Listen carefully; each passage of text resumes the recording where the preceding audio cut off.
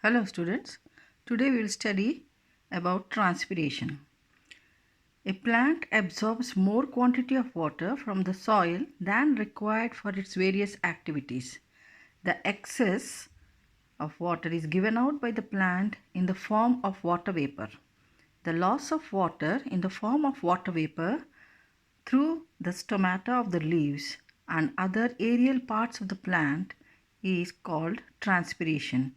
It always takes place against the force of gravity. Now, this is the leaf. Leaf has got small pores. Those pores are called stoma. They are surrounded by the guard cells which help in regulating the evaporation of water. So, through these pores, the water comes out as water vapor. This loss of water as vapor is called as transpiration, and it is always against the force of gravity. You know, force of gravity always acts downwards, so this is in opposite direction. There is a relationship between absorption of water and transpiration. The greater the transpiration, the greater is the rate of absorption of water from the soil. When water is lost through leaves, a suction force is created which pulls up water from the xylem of roots to the stem and then to the leaves. This is called transpiration pull. As a result, the amount of water in the roots gets reduced and water from the soil enters the root hair by the process of osmosis. This process continues and water moves up. Now see this. Let us see what is transpiration pull. Now suppose this is a beaker in which water is there and you put a drinking straw in it. You all know what is drinking straw? Now when you suck from the upper end of the drinking straw, what will happen? From the lower end, the water enters into the drinking straw and comes towards your mouth. So, without touching the water, what are you doing? You are sucking the water through the drinking straw and the water is moving up. Same thing happens in case of plants. When the water evaporates, then it exerts a sucking force, due to which the water from the veins of the leaves. You know what are veins? Now if this is a leaf, this is the midrib, this is the midrib, and these are all veins. The veins are the ones which are attached to midrib. Midrib is attached to the petiole, and the petiole is attached to the stem or the branch, and the stem and the branch is attached to the roots, isn't it? So the xylem of the roots is continuation with the stem, is in continuation with the petiole and the midrib, and which supplies the water to the veins, and the veins supply to all the remaining parts of the leaf. So when the water gets evaporated from the leaves, what will happen?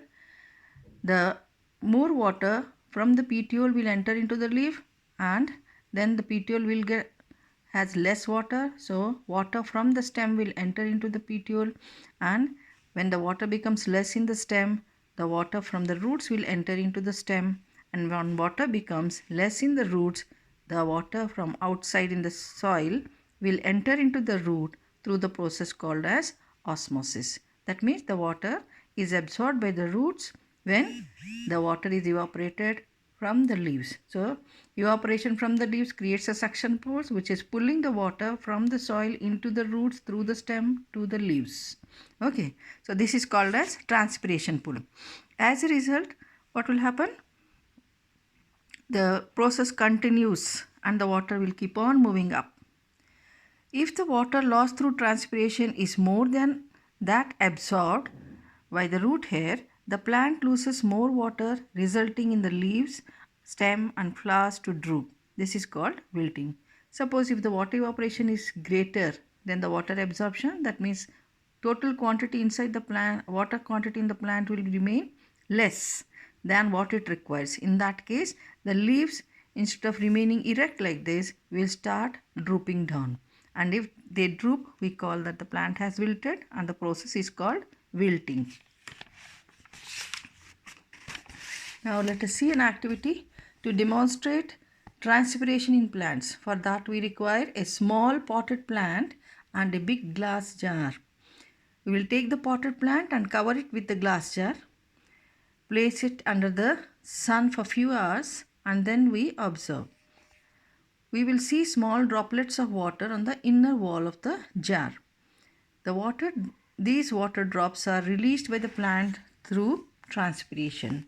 Actually, what happens if you are placing this is the potted plant, it is well watered, so the plant gets enough water from the pot, so roots can absorb the water. Now, this is a well jar. This is placed so that no air from outside can enter into this jar, so the plant, whatever air the plant gets, will be inside the jar only.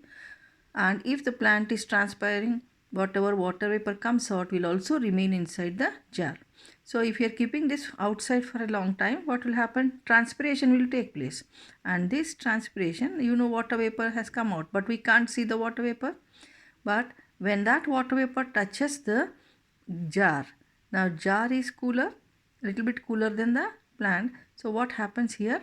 This water vapor condenses on the jar, on the inner surface. So when you have placed the jar, there were no water droplets, but now we find there are droplets of water. So from where did they come? These water droplets are the condensed water vapor which has come out through the leaves. So this shows that transpiration takes place through the leaves of the plant. Okay.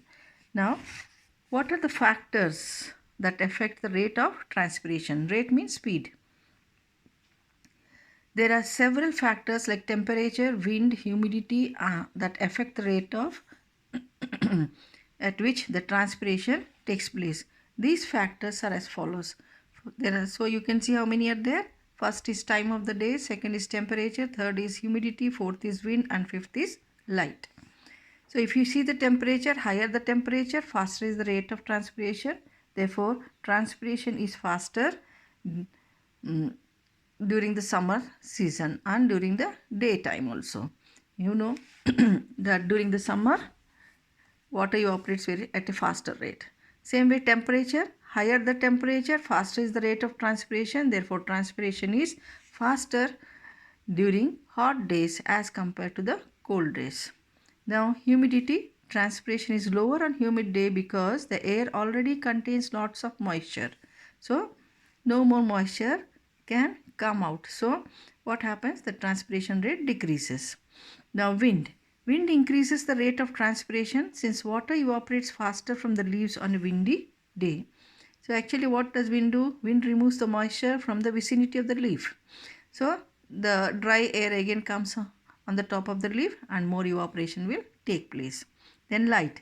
Light increases the rate of transpiration as light causes the stomata to open, because during the light period only the plant carries out photosynthesis. For that it requires carbon dioxide which comes through the stomata from outside to inside. That is why stomata open, and then what happens?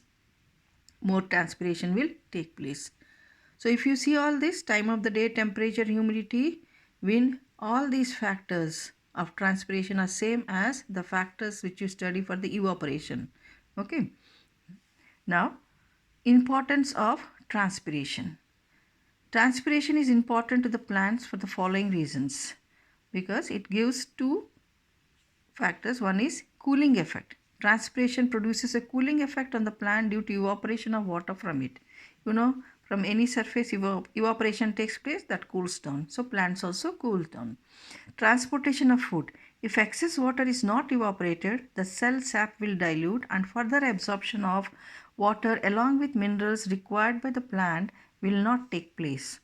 Transpiration thus helps in the transport of water and minerals from the soil to the leaves, that we have seen in the ascent of sap. So transpiration is important for the ascent of sap as well as for the transportation of food.